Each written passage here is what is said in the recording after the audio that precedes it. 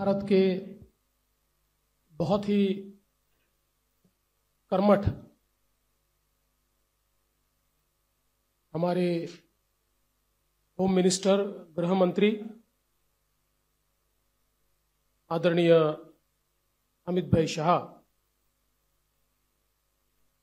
मंच पर उपस्थित हमारे सभी साथी और उपस्थित सभी पत्रकार मित्रों, सबसे पहले मैं आप सभी का इस संकल्प पत्र विमोचन में बहुत बहुत स्वागत करता हूं और हमें बहुत खुशी है कि जिनकी प्रेरणा से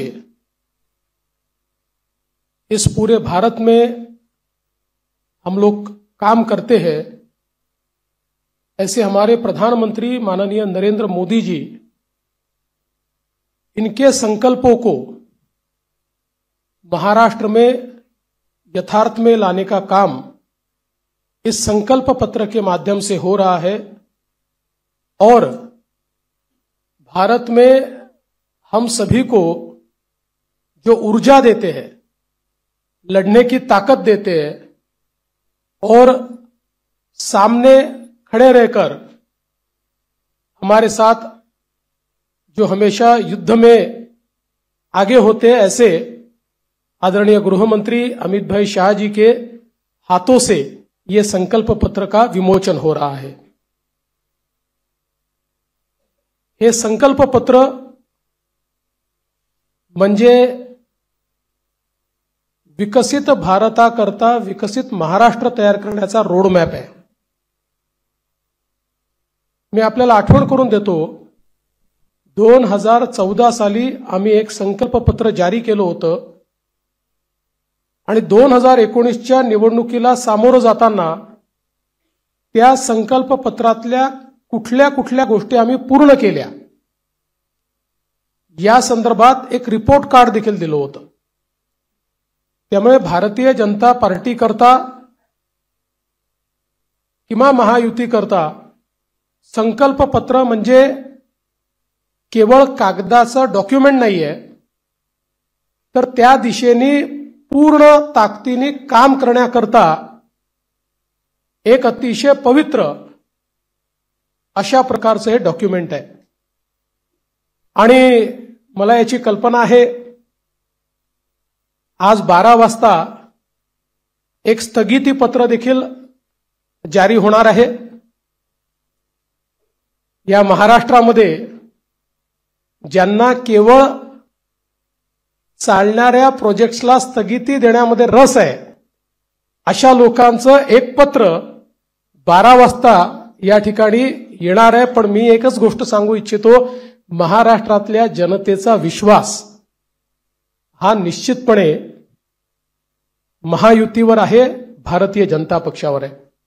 आजचं जे संकल्प पत्र आहे याच्यामध्ये अनेक गोष्टी आहेत, पण ज्या 25 गोष्टी आम्ही हायलाइट केलेल्या आहेत, या 25 गोष्टींमध्ये 10 गोष्टी, आमचे पहिले 10 मुद्दे हे जो आम्ही महायुतीचा 10 कलमी कार्यक्रम म्हणून घोषित केला, तेच 10 मुद्दे आमचे असणार आहेत। त्याच्यामध्ये लाडक्या बहिणींना पुढच्या काळामध्ये 1500च्या ऐवजी 2100 रुपये देण्याचा आमचा संकल्प आहे। शेतकऱ्यांची कर्जमाफी करण्याचा आमचा संकल्प आहे, कारण शेतकऱ्यांना आम्ही ऑलरेडी मोफत वीज दिलेली आहे, पण शेतकऱ्यांची कर्जमाफी आम्ही करतो आहोत आणि त्यासोबत आम्ही भावांतर योजना आणतो आहोत। म्हणजे हमी भावापेक्षा जर कमी भावामध्ये मार्केटची खरेदी सुरू झाली तर हमी भावाने खरेदी तर करूच, पण ज्या ठिकाणी हमी भावाने खरेदी होणार नाही त्या ठिकाणी भावांतर योजना राबवून जो काही मधला डिफरन्स आहे तो थेट शेतकऱ्याच्या खात्यामध्ये टाकण्याचा निर्णय आम्ही घेतलेला आहे। आणि हे आम्ही मागच्या वर्षी देखील करून दाखवलं। आपल्याला कल्पना आहे की आंतरराष्ट्रीय बाजारपेठेमुळे कापूस आणि सोयाबीनचे भाव पडल्यानंतर आम्ही लोकसभेपूर्वी निर्णय घेतला होता की भावांतर योजनेतून आम्ही पैसे देऊ आचारसंहिता संपल्याबरोबर ते पैसे थेट शेतकऱ्यांच्या खात्यामध्ये आम्ही दिले आहेत. आम्ही या ठिकाणी प्रत्येक गरिबाला अन्न आणि निवाऱ्याचा हक्क हा देण्याचा निर्णय घेतलेला आहे. आणि जी वृद्ध पेन्शन योजना आपण चालवतो, ज्याच्यामध्ये 1500 रुपये आपण देतो, ते 1500 रुपयावरनं 2100 रुपये आपण करण्याचं ठरवलंय. किंबहुना अशा प्रकारच्या सहाय्यतेच्या जेवढ्या योजना आहेत, मागच्या काळामध्ये महायुतीच्या सरकारने 1500 रुपये केले होते, ते 1500 रुपयाचे 2100 रुपये आता पुन्हा महायुतीचं सरकार आल्यानंतर आम्ही त्या ठिकाणी करणार आहोत. यासोबत ज्या जीवनावश्यक वस्तू आहेत त्यांचे भाव स्थिर ठेवण्याकरता आम्ही त्या ठिकाणी मार्केट इंटरव्हेन्शन करणार आहोत. येत्या काळामध्ये 25 लाख रोजगाराची निर्मिती ही महाराष्ट्रामध्ये करण्याचं लक्ष्य आम्ही ठेवलंय. आत्ता ज्या गतिशीलतेनं महाराष्ट्रामध्ये औद्योगिकरण होत आहे आणि एफडीआय मध्ये देशाच्या 52% एफडीआय आपल्याकडे आलाय, मला विश्वास आहे की 25 लाख रोजगाराच्या संधी आम्ही तयार करू.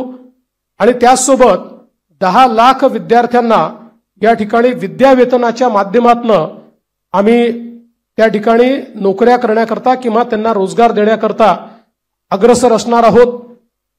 दुसरं, मागच्या 2.5 वर्षामध्ये आम्ही सरकारी नोकऱ्यांवरचा सगळा निर्बंध हटवून जवळपास 1 लाखपेक्षा जास्त, आम्ही 75,000 घोषणा केली होती, पण 1 लाखपेक्षा जास्त नोकऱ्या या सरकारी क्षेत्रामध्ये त्या ठिकाणी दिलेल्या आहेत. आणि यासोबत आमचा प्रयत्न आहे की जो गरीब किंवा मध्यमवर्गीय आहे याला सौर आणि अक्षय ऊर्जेचा वापर करून त्याच्या वीज बिलामध्ये 30% सूट हे आम्ही त्याला देण्याचा प्रयत्न करणार आहोत. त्यासोबत सरकार स्थापनेच्या 100 दिवसामध्ये विजन महाराष्ट्र 2029 अशा प्रकारचं एक विजन डॉक्युमेंट हे आम्ही तयार करू. विज्ञान आणि तंत्रज्ञानाच्या क्षेत्रात आम्ही महाराष्ट्राला पहिल्या क्रमांकावर कसं ठेवायचं हा आमचा प्रयत्न असेल. मेक इन महाराष्ट्राचं जे धोरण आहे ते अधिक प्रभावीपणे राबवून याला मोस्ट प्रेफर्ड डेस्टिनेशन अशा प्रकारची परिस्थिती आम्ही तयार करू. महाराष्ट्राला फिनटेक आणि एआय याचा हब म्हणून आम्ही तयार करू. फिनटेक आणि एआय मध्ये सर्वात जास्त पुढच्या काळामध्ये रोजगाराची निर्मिती होणार आहे आणि त्याचं सर्वात मोठं केंद्र हे महाराष्ट्र असेल. यासोबत एरोनॉटिकल आणि स्पेस या क्षेत्रामध्ये उत्पादनाच्या संधी आहेत, त्या संदर्भात आमचं सरकार काम करेल. आम्ही असं ठरवलंय की शेतकरी या ठिकाणी जे काही खत खरेदी करतात त्याच्यावर जो एसजीएसटी आम्हाला मिळतो तो एसजीएसटी आम्ही शेतकऱ्यांना परत करणार आहोत. त्यासोबत आम्ही शेतकऱ्यांकरता मोठ्या प्रमाणात जी मूल्य साखळी आहे ती मूल्य साखळी तयार करण्याचा आमचा प्रयत्न असणार आहे, जेणेकरून शेतमालाला त्या ठिकाणी मोठ्या प्रमाणात भाव मिळेल. 2027 पर्यंत आता महाराष्ट्रामध्ये 11 लाख लखपती निधी आम्ही तयार केलेले आहेत. 2027 पर्यंत 50 लाख लखपती निधी या महाराष्ट्रामध्ये तयार करण्याचा आमचा संकल्प आहे. अक्षय अन्न योजना ही गरिबांकरता सुरू करण्याचा आमचा संकल्प आहे. आणि या ठिकाणी महारथी म्हणजे Maharashtra advance robotic and AI training hub initiative या नावानं मोठ्या प्रमाणात लॅब्स आम्ही तयार करणार आहोत, ज्यातनं या क्षेत्रातली ट्रेन मॅनपॉवर ही आपल्या कॉलेजेसमध्ये आणि शाळेमध्ये सुरू होईल आणि पुढच्या काळात ती पूर्णपणे तयार असेल. महाराष्ट्रामध्ये कौशल्य जनगणना आम्ही करणार आहोत, स्किल सेन्सस, आणि त्या स्किल सेन्ससच्या आधारावर वेगवेगळ्या सेक्टरमध्ये कुठे इंटरव्हेन्शन करण्याची गरज आहे आणि कशा प्रकारे त्या स्किलचा वापर करण्याची गरज आहे याचा प्रयत्न आम्ही करणार आहोत. यासोबत छत्रपती शिवाजी महाराज आकांक्षा केंद्र हे आम्ही तयार करणार आहोत, ज्याच्यामध्ये कोवर्किंग स्पेसेस असतील, इन्क्युबेशनच्या सुविधा असतील, ज्यातनं स्टार्टअप्समध्ये मोठ्या प्रमाणात विद्यार्थी असो किंवा स्टार्टअप करणारे जे नवतरुण असतील या सगळ्यांना एकत्रितपणे शेअर्ड पद्धतीनं सगळ्या प्रकारच्या प्लग अँड प्लेच्या सुविधा आम्ही देऊ. त्यांना इन्व्हेस्टमेंट न करता आपला व्यवसाय हा त्या ठिकाणी सुरू करता येईल. उद्योजकांना देखील नवीन उद्योजक तयार करण्याकरता 15 लाखापर्यंत बिनव्याजी कर्ज हे देण्याचा आमचा प्रयत्न आहे. आमचे जे विविध महामंडळ आम्ही तयार केलेले आहेत विविध घटकांकरता त्यांना हे बिनव्याजी कर्ज 15 लाखापर्यंत देण्याचा आमचा निर्णय. यासोबत ओबीसी असतील, ईबीसी असतील, ईडब्ल्यू असतील, एनटी असतील, व्हीजेएनटी असतील आणि अर्थातच एससी आणि एसटी असतील या सगळ्यांना शिक्षण शुल्क आणि परीक्षा शुल्काची प्रतिपूर्ती करायची हा निर्णय देखील या ठिकाणी आम्ही घेतलेला आहे. युवांमध्ये मोठ्या प्रमाणात फिटनेस असला पाहिजे या दृष्टीनं स्वामी विवेकानंद युवा आरोग्य आणि फिटनेस कार्ड हे आम्ही तयार करणार आहोत आणि युवांच्या फिटनेस करता एक मोठी मोहीम हातामध्ये घेऊन क्रीडा क्षेत्रामध्ये आणि फिटनेसच्या क्षेत्रामध्ये मोठ्या प्रमाणात संधी उपलब्ध करून देण्याचा आमचा प्रयत्न आहे. गडकिल्ल्यांच्या विकासाकरता प्राधिकरण हे तयार करण्याचा आमचा मानस आहे.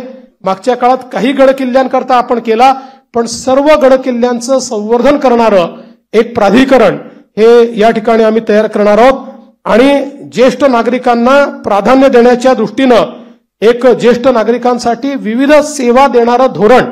आज आपल्याकडे आपण अनेक सेवा देतो पण त्या सगळ्या ज्या सेवा आहेत या सेवांचं एक एकत्रित धोरण हे तयार करण्याचा आमचा प्रयत्न आहे.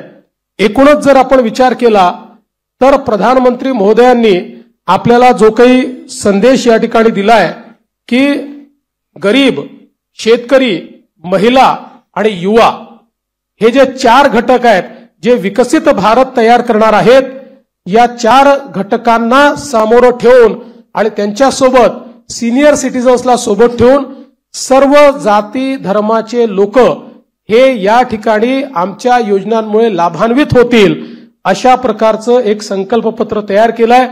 जे मूळ आमचं डॉक्युमेंट आहे याच्यामध्ये सगळ्या क्षेत्रांचा रोडमॅप देखील आम्ही दिलेला आहे. त्या क्षेत्रांमध्ये काय होणार आहे हे देखील आम्ही सांगितलेलं आहे.